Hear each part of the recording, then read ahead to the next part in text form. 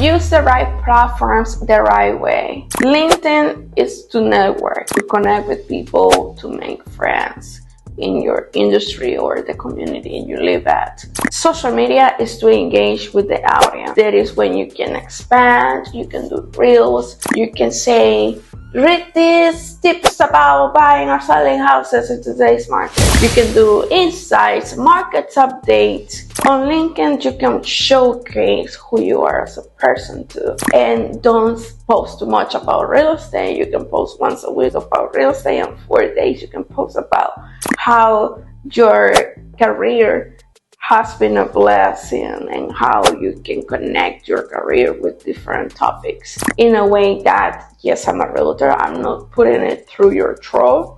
I'm trying to connect and hang out here and make friends and bring value and get to understand what you're trying to accomplish, stuff like that. Instagram is all about videos. It's all about quick messages, call to action. Nowadays, people don't watch a video over 1 minute.